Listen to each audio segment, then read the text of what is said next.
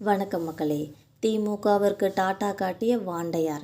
அதிமுகவோட கூடாரத்திற்கு வந்த மூவேந்தரோட முன்னேற்ற கழகத்தை பற்றி தான் இந்த வீடியோவில் நம்ம விரிவான ஒரு தொகுப்பாக பார்க்கலாம் வாங்க.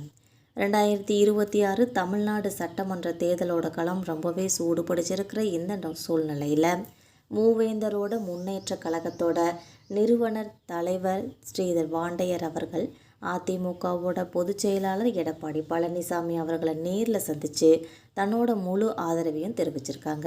இந்த அதிரடி முடிவை பற்றி தமிழக அரசியலில், அதுலேயும் குறிப்பாக டெல்டா மற்றும் தென் மாவட்டங்களில் ஒரு முக்கியமான ஒரு புதிய சமன்பாடுகளை இது உருவாக்கியிருக்குன்னு கூட சொல்லலாம். கடந்த சில வாரங்களாகவே திமுகவோட கூட்டணியில் தொகுதி பங்கீடு பற்றின பேச்சுவார்த்தைகளில் ஸ்ரீதர் வாண்டையர் அவர்கள் ரொம்பவே ஈடுபட்டு வந்துட்டு இருந்தாங்க.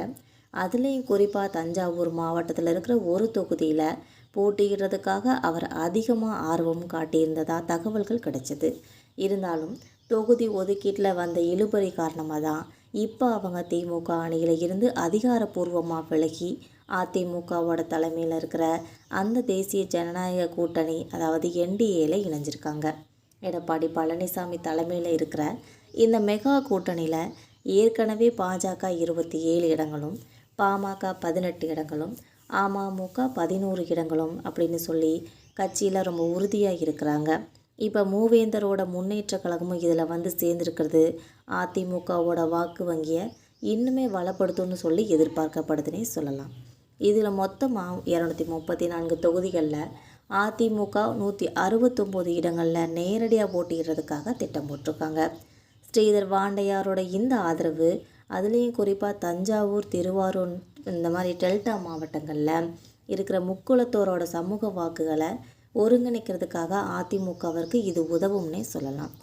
அமமுகவோட தலைவர் DTV தினகரனும் ஏற்கனவே இந்த கூட்டணியில் இருக்கிறதுனால தென் மாவட்டங்களில் இருக்கிற சமூக வாக்குகளும் சிதறாமல் அதிமுகவோட அணிக்கு கண்டிப்பாக வருவதற்கு வாய்ப்புகள் ரொம்பவே அதிகரிச்சிருக்குன்னு சொல்லலாம். அதிமுக இந்த முறை தன்னோட தலைமையில் ஒரு மெகா கூட்டணியை உருவாக்கியிருக்கு.